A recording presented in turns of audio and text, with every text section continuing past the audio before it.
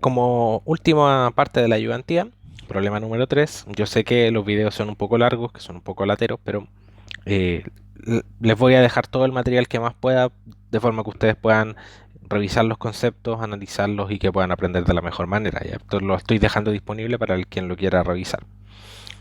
Entonces, el problema 3 nos dice, si la estructura anterior es sometida a un desplazamiento basal U sub g igual a 0,05 por seno de...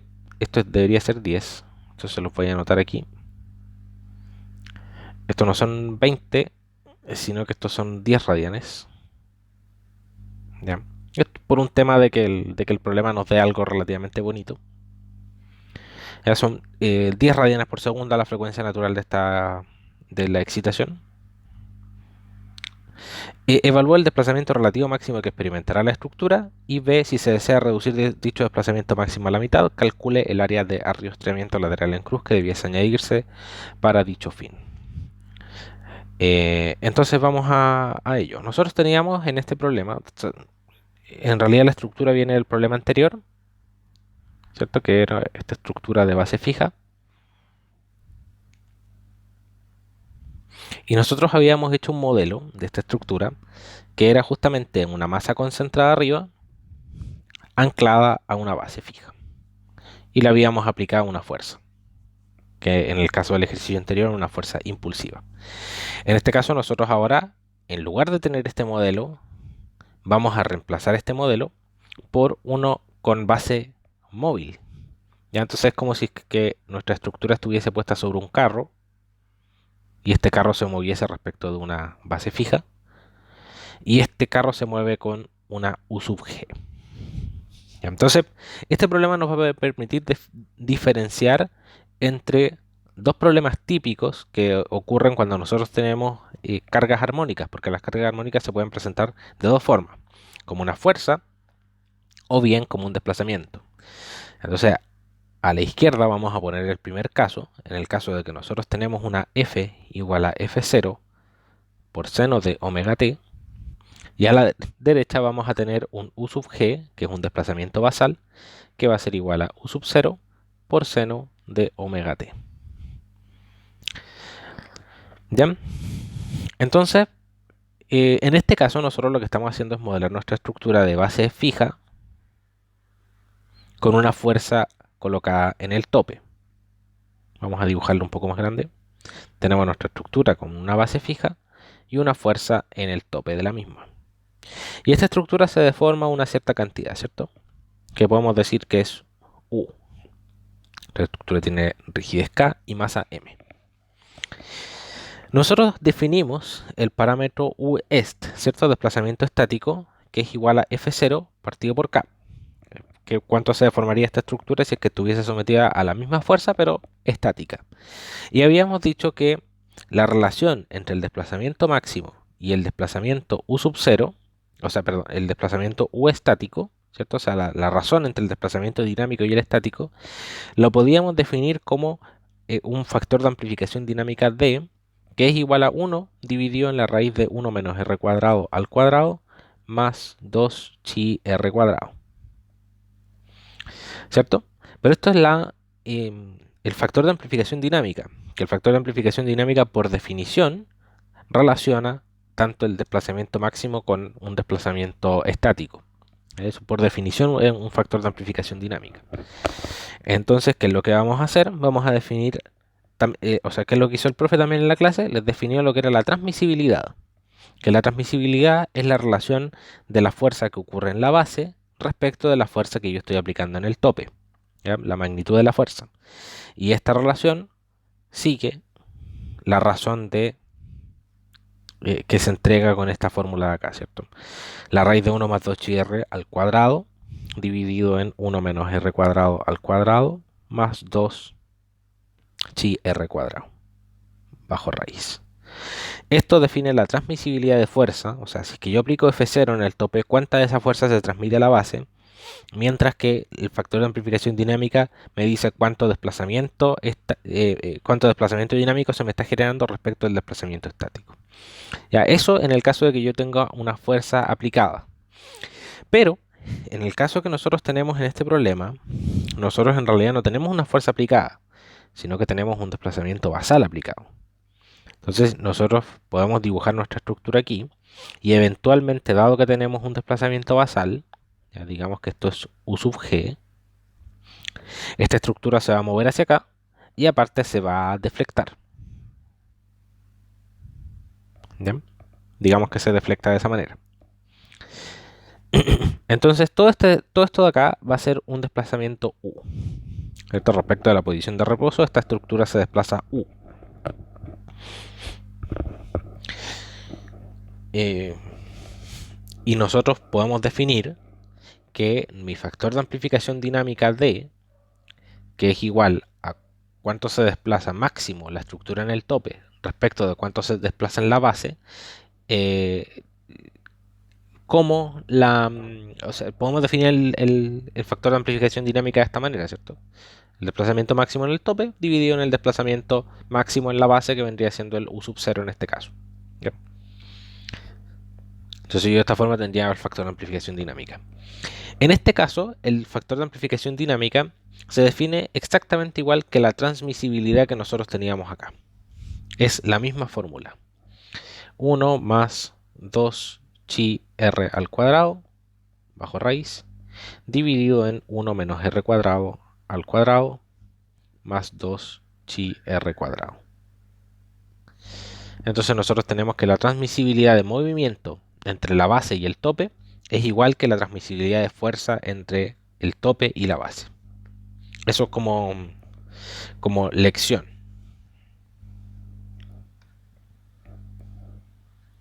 Pero en este caso, en el caso de esta estructura, lo que nos importa normalmente no es el desplazamiento máximo, porque el desplazamiento máximo nos dice muy poco de cómo se comporta la estructura. En realidad lo que nos dice más acerca de cómo se comporta la estructura y cómo va a resistir es el desplazamiento relativo. Es este desplazamiento, UR. ¿Por qué? Porque este desplazamiento relativo está relacionado con los esfuerzos que se generan en el elemento. Entonces, cuando yo tenga este desplazamiento, cuando yo pueda calcular este desplazamiento relativo, voy a poder calcular los momentos flectores que se generan, voy a calcular las fuerzas que se generan, voy a calcular todos los parámetros, digamos, de esfuerzo que se me generan en mi estructura. Y este desplazamiento relativo lo puedo calcular de la siguiente manera. Este desplazamiento relativo dividido en U sub 0 es igual a r cuadrado dividido en 1 menos r cuadrado al cuadrado más 2 chi r al cuadrado. ¿Ya? Esta fórmula varía un poco, pero esta es muy importante, incluso más importante que las otras, dado que nos permite calcular cuánto es el desplazamiento relativo máximo. O sea, cuánto es esta deformación máxima que se genera en mi estructura dado este desplazamiento basal. Dicho esto, vamos a la resolución de nuestro problema. ¿Qué es lo que teníamos nosotros? Teníamos este marco, ¿cierto? Y le habíamos calculado algunas propiedades dinámicas, como la rigidez, ¿cierto? O sea, la rigidez no es una propiedad dinámica, pero lo habíamos calculado que era 2829,7 kilogramos fuerza por centímetro. Teníamos que la masa era igual a 20,3 toneladas. Y con esto nosotros habíamos calculado que la frecuencia omega era igual a 12,275 radianes partido por segundo. Y también habíamos calculado el periodo, que era 2pi partido por omega, como 0,51 segundos. Ya aproximadamente. Como 512. Para calcular el desplazamiento relativo, tengo que calcular R. ¿Cierto? Queda súper claro que hay que calcular R. Entonces R es igual a la razón de frecuencias, omega raya partido en omega. Y nosotros, ¿qué fue lo que dijimos en principio? Que nuestra fuerza era igual a F0, o sea, perdón, nuestro desplazamiento basal, nuestro U sub G, iba a ser igual a 0,05 por el seno de 10t. ¿Cierto? Ese 10 lo habíamos corregido al principio de la ayudantía. Entonces nuestra frecuencia basal era de 10 radianes por segundo y nuestra frecuencia fundamental es de 12,275, lo que me genera un R de 0,815. Luego,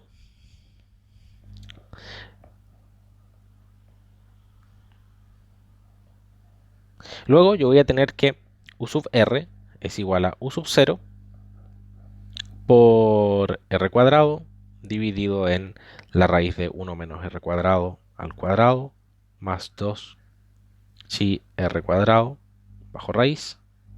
Y esto me queda como, ¿dónde lo tengo? Esto es 9,588 centímetros. Ya esto no es más que calcular calcular directamente los factores utilizando el r cuadrado, ¿cierto? Aquí yo estoy reemplazando chi igual a 0,05 por si acaso, que debiese estar en el enunciado. No está. Bueno, pero estamos usando chi igual al 5%. ¿Ya? Dejemos con que el chi es igual a 5%, que es un valor bastante aceptable. Entonces, este de aquí es nuestro desplazamiento relativo máximo que nosotros vamos a obtener para nuestra estructura. Nosotros podemos también calcular el desplazamiento máximo en el tope como la transmisibilidad por el desplazamiento cero, ¿cierto? La transmisibilidad, si es que nosotros la calculamos con la formulita que acabamos de revisar, va a dar 2,899 y con ello el desplazamiento máximo nos da 14,495 centímetros. Normalmente el desplazamiento máximo supera al desplazamiento relativo. ¿Ya? ¿Por qué? Porque el desplazamiento máximo, recuerden que está medido desde una posición fija y el desplazamiento relativo, ya digamos que está en la posición inicial, y el desplazamiento relativo está medido respecto de la posición cambiante. Entonces, normalmente el desplazamiento relativo es de este orden y el desplazamiento máximo es de ese orden. ¿Ya? Por eso la diferencia. Puede caber la posibilidad de que en algún caso el desplazamiento relativo sea superior al desplazamiento máximo. ¿Cuándo ocurre esto? Cuando, por ejemplo, yo tengo un desplazamiento de la base que es hacia un lado y el desplazamiento del tope es hacia el otro lado. Entonces este desplazamiento máximo del tope respecto de la posición original vendría siendo esa definición y el desplazamiento relativo máximo vendría siendo este. Sobre esto vamos a entrar súper en detalle cuando comencemos a ver los sistemas de varios grados de libertad, porque ahí no va a ser trivial la diferencia que hay entre el desplazamiento máximo y el desplazamiento relativo máximo. Sigamos entonces. Vamos con la siguiente parte del ejercicio. Si se desea reducir dicho desplazamiento máximo a la mitad, calcule el área de arrastramiento lateral en cruz que debiese añadirse para dicho fin. ¿Bien? ¿Qué es lo que me están diciendo entonces? A su marco en realidad se está deformando mucho. Se está deformando casi 10 centímetros de forma lateral. Entonces quiero que reduzcan ese desplazamiento máximo a la mitad. ¿Bien? Mediante la adición de un arrastramiento diagonal en cruz. Vamos a ver qué es lo que pasa si es que yo quiero obtener un desplazamiento relativo máximo más pequeño. Entonces, mi desplazamiento relativo máximo era de 9,588 centímetros, ¿cierto? Ahora el desplazamiento máximo, digamos aceptable o esperado,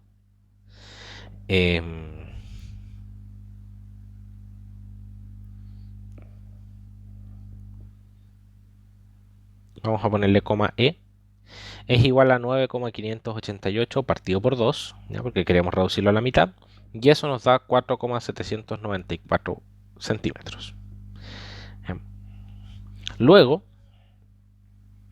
nosotros tenemos que mi desplazamiento relativo máximo, ¿cierto? 4,794, yo sé que es igual a u sub 0 por r cuadrado dividido en 1 menos r cuadrado al cuadrado más 2 chi r al cuadrado bajo raíz, ¿cierto? Entonces si es que paso el u sub 0 hacia la izquierda, que es lo que me queda, que este u sub 0 yo lo conozco, son 5 centímetros, me queda entonces que el 4,794 dividido en 5 es igual a r cuadrado dividido en 1 menos r cuadrado al cuadrado, bla bla bla. Entonces esta ecuación de aquí es una ecuación cuadrática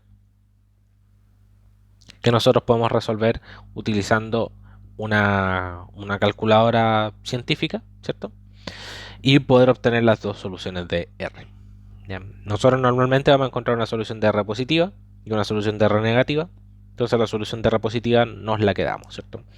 En este caso, R es igual a 0,701351 con la mayor cantidad de decimales posible, de donde nosotros vamos a tener que omega raya partido en omega es igual a 14, perdón, omega raya partido en omega es igual a 0,701351. Luego, yo despejo omega, la frecuencia natural del sistema. ¿Por qué? Porque la frecuencia natural, o sea, la frecuencia de la excitación yo ya la conozco, ¿cierto? Entonces, omega es igual al omega raya dividido en 0,701351 y es igual entonces a 14,258 radianes partido por segundo. ¿Qué significa esto? ¿Cuál era la frecuencia natural de mi sistema antes? La frecuencia natural de mi sistema antes era 12 y yo tengo que llevarla a una frecuencia de 14. Lo que significa que yo tengo que rigidizar el sistema. Aumento de rigidez. Entonces, si es que yo necesito aumentar la rigidez, entonces puedo añadirle estos bracings que se llaman en inglés, estos arriostramientos laterales, de forma de mejorar, aumentarle la capacidad de rigidez. ¿Cuánto tengo que aumentar la rigidez? Vamos a calcularlo inmediatamente. Si yo tengo que omega es igual a 14,258 radianes partido por segundo, y yo sé que omega es igual a la raíz de k partido por m, entonces yo tengo que omega cuadrado por m es igual a k, ¿cierto? Entonces de esta manera, con omega cuadrado, con este omega cuadrado nuevo, entonces yo tengo que 14,258 radianes partido por segundo al cuadrado por la masa, que son 20.300 kilogramos, masa, ¿cierto? Por lo tanto, ¿qué tendría que hacer aquí? Multiplicar por, o más bien dividir esto por 981 centímetros partido por segundo cuadrado. No, estaba bien como lo estaba diciendo antes. Hay que multiplicarlo por.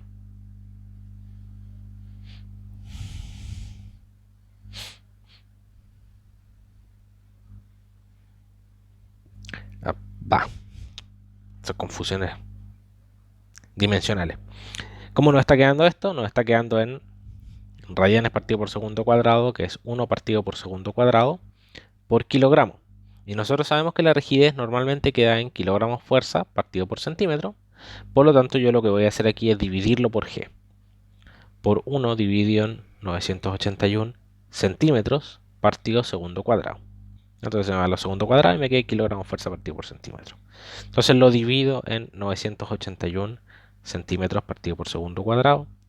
Y esto me va a dar entonces la rigidez nueva que tiene que tener mi sistema.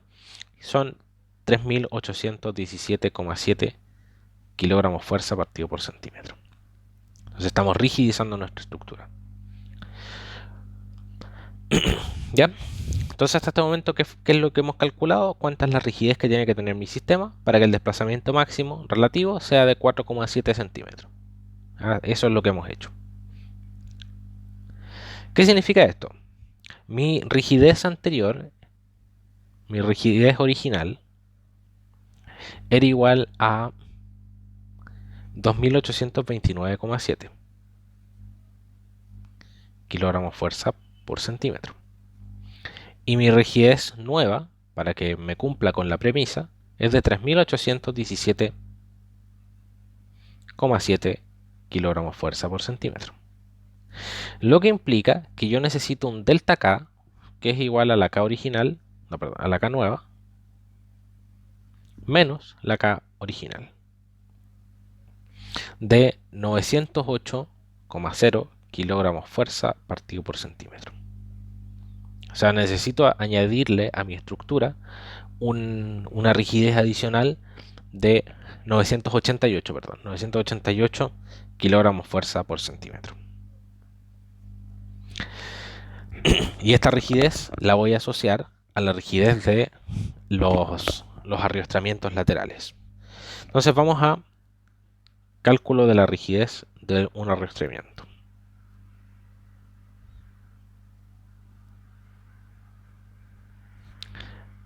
Esto es un tema aparte. Vamos a pensar ahora, vamos a volver un poco al curso de mecánica de sólidos y vamos a calcularle la rigidez lateral de un arrastramiento. Porque nosotros sabemos que la rigidez axial de un arrastramiento es A por E partido por L, ¿cierto? Pero ¿cuánto sería la rigidez lateral? ¿Cuánto desplazamiento lateral, o sea, cuánta fuerza necesito para desplazar eh, lateralmente este arrastramiento lateral en una unidad? Entonces estoy dibujando aquí la estructura, pero vamos a dejarla como líneas punteadas solamente, porque en realidad no me interesa la rigidez del marco completo, sino que solamente la rigidez del arrastramiento. ¿Por qué? Porque la rigidez del marco completo ya la tengo, y dado que nosotros estamos asumiendo que el sistema se comporta de manera lineal elástica, entonces yo puedo superponer, o sea, puedo sumar la rigidez lateral del marco con la rigidez lateral del arrastramiento. Entonces vamos a decir que yo tengo aquí un desplazamiento U de este arrastramiento y mi arrastramiento se va a mover desde aquí hacia acá. Perdón, se va a mover hacia acá. Entonces, realmente, ¿cuánto se está desplazando este arrastramiento? Se desplaza la cantidad que sea necesaria para poder deformarse hasta este punto. ¿Ya? ¿Cuánto es eso? Para poder mover este punto de aquí hasta acá, este arrastramiento tiene que estirarse una cierta cantidad y luego tiene que girar.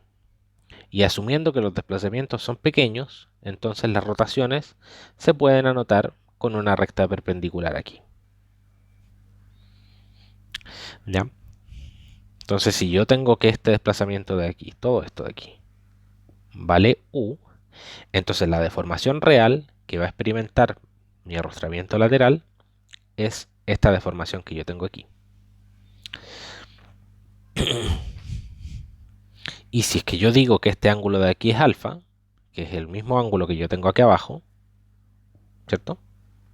Entonces este desplazamiento de aquí, que en realidad es la deformación delta de mi arrastramiento, va a ser igual a U por coseno de alfa.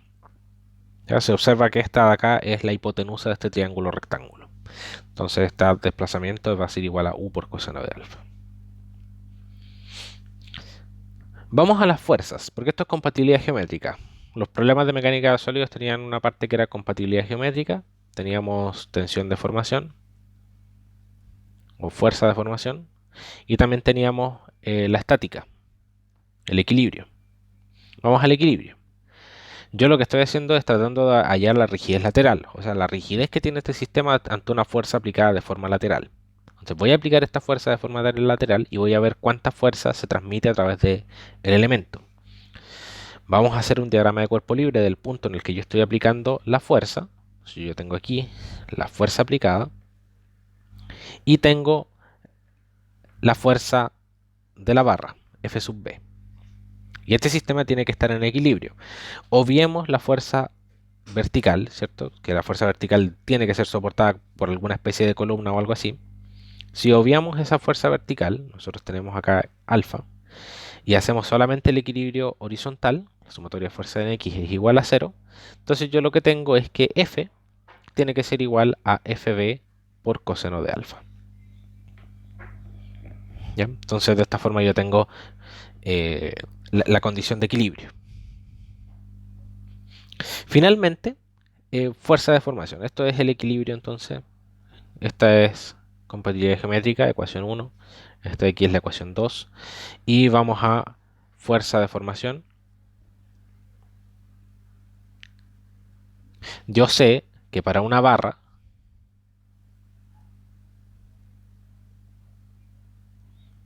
de área A, de sección A, largo L y módulo de elasticidad E,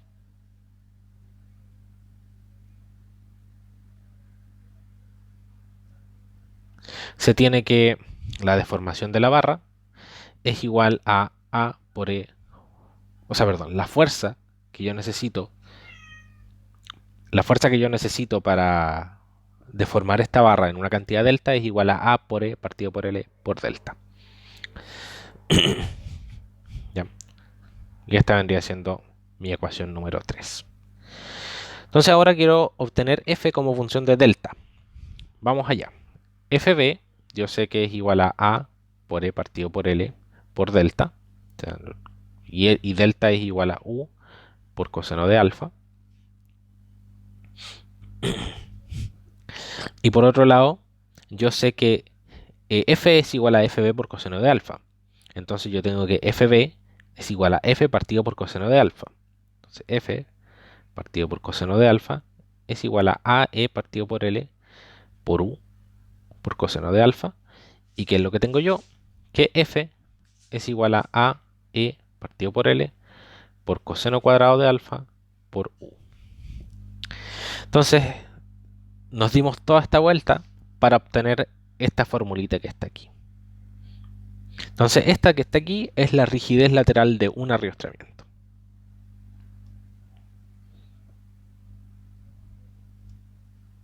Es decir, cómo se relaciona la fuerza lateral que yo estoy aplicando con el desplazamiento horizontal que yo estoy generando.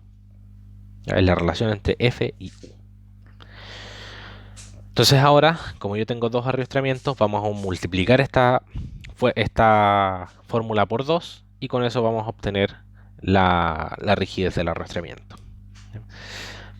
Entonces yo quiero que mi delta K, que yo sé que es 988 kilogramos fuerza partido por centímetro cuadrado, sea asignada a 2AE dividido por L por el coseno cuadrado de alfa. O sea, yo tengo que asignarle a mi...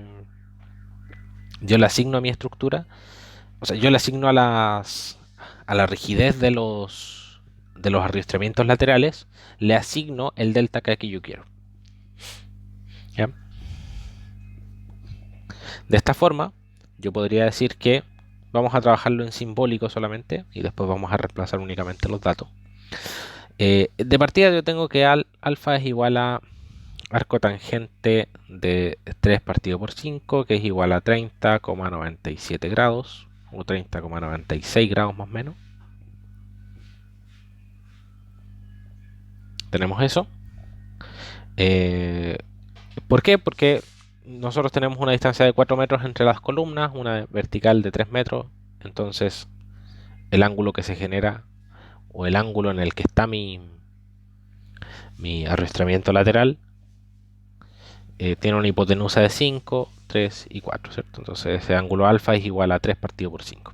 El arco tangente de 3 partido por 5. Entonces tenemos el valor de alfa ahí. Luego tenemos que delta K por L es igual a 2AE por coseno cuadrado de alfa.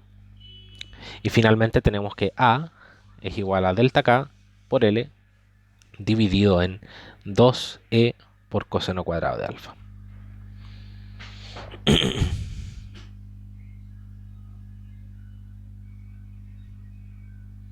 Entonces de esta forma yo puedo calcular, reemplazando el delta K como 988 kilogramos fuerza partido por centímetro solito, no centímetro cuadrado. Reemplazando L igual a 5 metros, o sea 500 centímetros, que es el largo de nuestra riestra. Alfa igual a 30,964 grados y E igual a 2.100.000 kilogramos fuerza por centímetro cuadrado. Yo puedo calcular que A es igual a 0,16 centímetros cuadrados. Entonces yo necesito un área de 0,16 centímetros cuadrados para hacer que esta estructura, que originalmente no tenía arrastramiento en diagonal, se desplace una cantidad de 4,8 centímetros lateralmente. ¿Ya? Que esto corresponde aproximadamente a una barra de 0,04 centímetros por 0,04 centímetros. O sea, es una barrita de 4 milímetros por 4 milímetros. Entonces ustedes dirán, o en realidad la pregunta es, si es que yo tengo un arrastramiento diagonal en cruz, así. Cuando yo me muevo hacia la derecha, Cuando yo muevo la estructura hacia la derecha, una de las riostras queda en tracción, pero la otra queda en compresión. Entonces yo puedo asegurar a ciencia cierta que esta barra va a poder tomar compresiones. La respuesta es que no, porque esta barra no va a poder tomar compresiones mientras no va a poder tomar compresiones sin pandear. Ya, esta barra, en lugar de tomar la compresión aquí, esta barra verde, en lugar de tomar la compresión, se va a pandear y no va a generar ningún esfuerzo. Entonces, en realidad tengo dos posibilidades. Una posibilidad es quitarla de mi análisis, que es eliminando ese 2 que está ahí, y de forma de asignarle la rigidez solamente a una de las barras, porque cuando el marco se mueve hacia un lado funciona una barra, y cuando el marco se mueve hacia el otro lado funciona la otra barra. Y la otra opción que tengo es darle una pretensión a las barras. Les explico. Si es que yo tengo que si yo grafico fuerza versus deformación, ¿cierto? Esta fuerza de tracción y esta fuerza de acá es de compresión y esta delta hacia acá es de tracción y este delta hacia acá es de compresión. Si es que yo grafico la relación de fuerza versus desplazamiento de una barra, yo voy a tener que esta cosa es así, ¿cierto? Es una recta. ¿Y qué pendiente tiene? Si es que yo estoy haciendo, digamos, fuerza lateral versus U, vamos a dejarlo en términos de U, que es desplazamiento lateral, la pendiente de esto vendría siendo AE partido por L por coseno cuadrado de alfa. ¿Bien? Entonces digamos que yo tengo ese esquema. Entonces yo tengo esta relación de aquí. Pero sabemos que dado que mi barra no toma compresiones, este lado de acá no existe. ¿Ya? Entonces la barra en realidad, como no toma compresiones, permite que se desplace infinitamente sin tomar fuerza alguna. Entonces en realidad el comportamiento en tracción y compresión de nuestra barra es de este estilo, ¿cierto? Hacia allá pandea y hacia allá toma tracciones. Entonces lo que yo puedo hacer para poder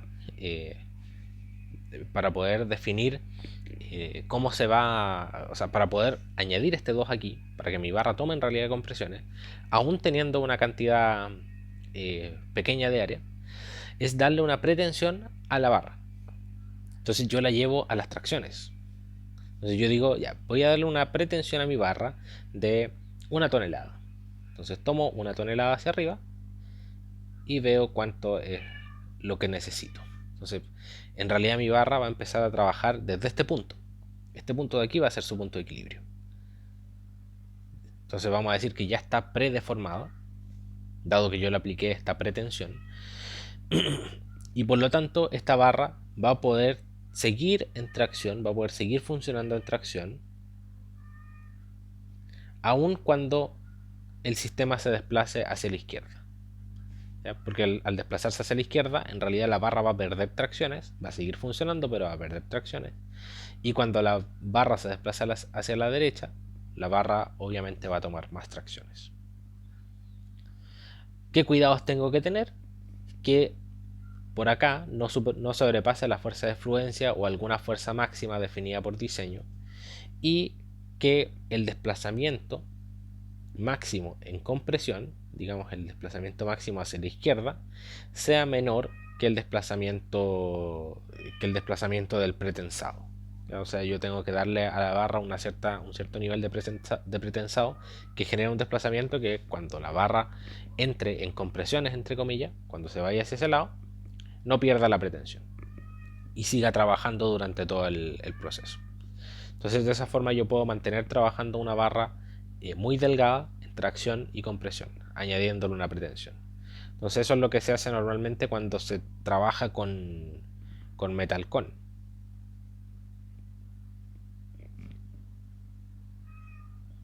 Las barras, las diagonales de Metalcon vienen con un dispositivo que les genera una pretensión de forma que no llegan a un punto en el que nunca van a pandear, pero llegan a un punto en el que por lo menos trabajan ambas diagonales eh, en algún momento trabajan ambas diagonales al mismo tiempo. Entonces este problema era un poco para comentarles sobre eso, temas de comportamiento y de diseño. ¿Ya? Hasta la siguiente ayudantía. En la siguiente ayudantía seguramente vamos a estar revisando temas acerca de respuesta numérica